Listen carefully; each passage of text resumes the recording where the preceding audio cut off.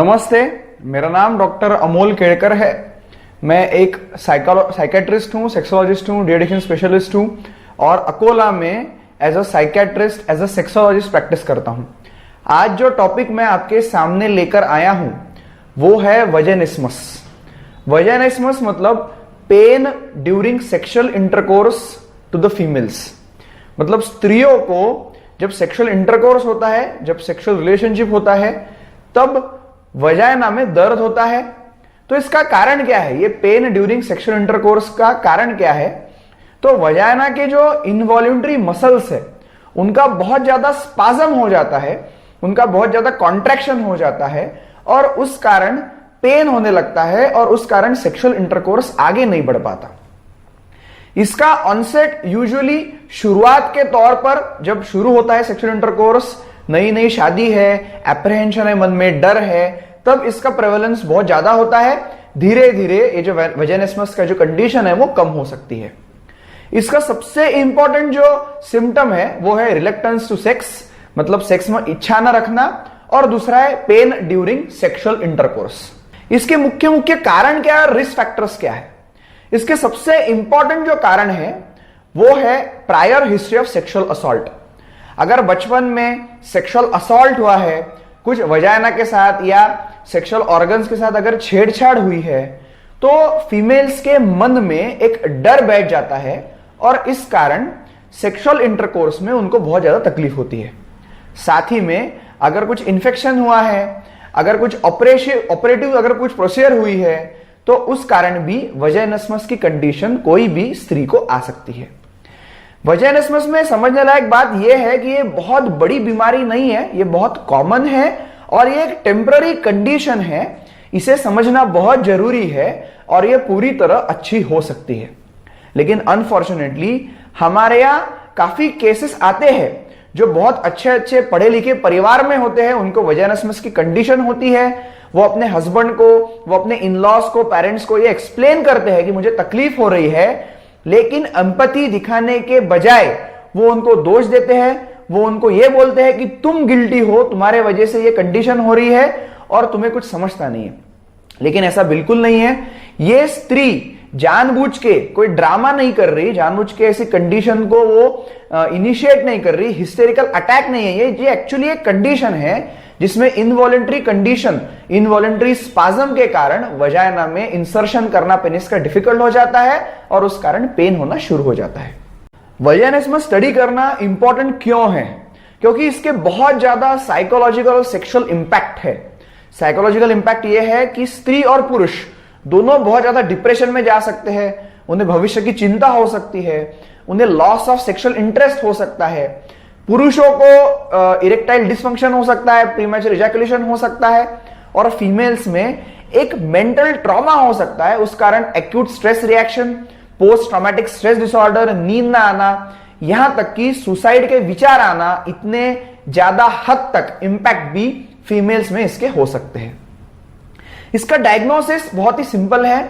Physical examination में और खुद के ऑब्जर्वेशन में पेशेंट ये बता सकता है कि हाँ, मुझे फिंगरिंग में तकलीफ हो रही है, या डॉक्टर गायनेकोलॉजिस्ट भी एग्जामिनेशन में बता सकते हैं कि वजानिस्मस की कंडीशन प्रेजेंट है या नहीं है।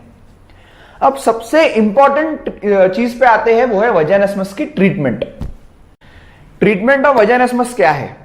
बेसिकली ट्रीटमेंट ऑफ वजानिस्मस को दो हिस्सों में डिवाइड किया है। एक है काउंसलिंग और दूसरा है मेडिसिन। काउंसलिंग में सबसे इंपॉर्टेंट चीज है वो है फीमेल के साथ, जो फीमेल को ये कंडीशन है उसके साथ एम्पैथी दिखाना, उसको ये बताना कि ठीक है, ये आपको कंडीशन है, लेकिन हम आपके साथ में हैं, हम आपको सपोर्ट करेंगे। ना कि तुच्छता से बिहेव करना फीमेल के साथ, उसे बोलना कि तुम यहां रहने के लायक नहीं हो, तुमने दूर चले जाना चाहिए, डिवोर्स ले लूंगा, ऐसा बिल्कुल नहीं करना है। जितना हम एम्पैथी दिखाएंगे, जितना हम वो व्यक्ति को समझ लेंगे, उतना अच्छा रिकवरी इस कंडीशन में होता है। काउंसलिंग में दोनों पार्टनर्स की काउंसलिंग बहुत इंपॉर्टेंट है, फीमेल्स की भी और मेल्स के भी।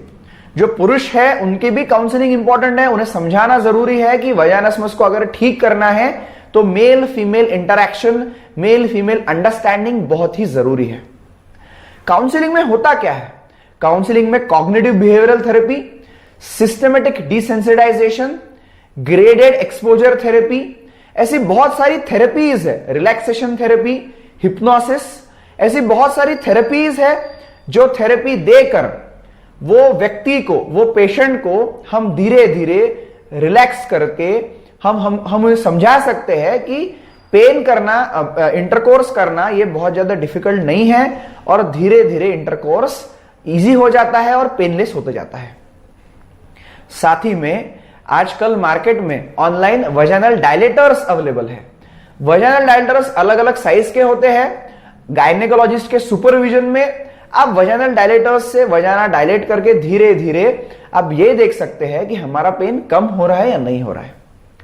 साथ ही में ऐसे बहुत सारे मेडिसिन अवेलेबल है, लुब्रिकेटिंग फ्लूइड्स अवेलेबल है, एंग्जियोलाइटिक्स अवेलेबल है, जो ये परफॉर्मेंस एंजाइटी के लिए बहुत ही कारगर साबित होते हैं और बहुत अच्छी इसकी रिजल्ट्स भी है। मास्टर एंड जॉनसन्स टेक्निक है। मास्टर एंड जॉनसन्स टेक्निक जैसे पुरुषों में यूज होता है वैसे ही स्त्रियों में भी यूज होता है, जिसमें हम धीरे धीरे शुरू में खाली मेल है वो मेल खाली थ्रस्टिंग नहीं करेगा, मेल अपना पेनिस वजाइना में खाली रखेगा। ऐसा धीरे धीरे धीरे धीरे करके 4 या 5 दिन बाद एक बार मेल और फीमेल्स की बॉन्डिंग हो गई, उसके बाद वो अच्छी से सेक्सुअल इंटरकोर्स कर सकते हैं। ऐसी ये वजाइनिस्मस की कंडीशन है तो बहुत डरावनी, लेकिन मैं दावे के साथ कह सकता हूं कि ये डेफिनेटली ट्रीटेबल, क्यूरेबल कंडीशन है। इसे समझना बहुत जरूरी है।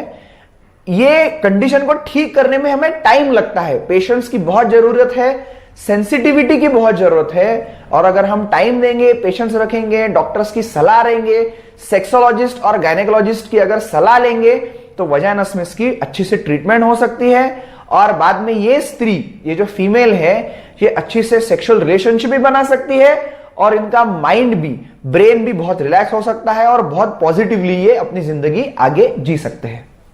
ऐसी ये वजाइनिस्मस की कंडीशन है जो बहुत कॉमन है। अगर ये वीडियो आपको पसंद आता है तो ये वीडियो जरूर अपने फ्रेंड्स को दिखाएं जिनको ये कंडीशन है और उन्हें सलाह दे कि आप गायनेकोलॉजिस्ट और साइकेट्रिस्ट को दिखाएं। ये वीडियो को जरूर लाइक करिए, ये वीडियो को शेयर करिए, मेरे चैनल को सब्सक्राइब करिए। मैं जल्दी ही आगे का वीडियो लेके आऊंगा। तब तक के लिए धन्यवाद।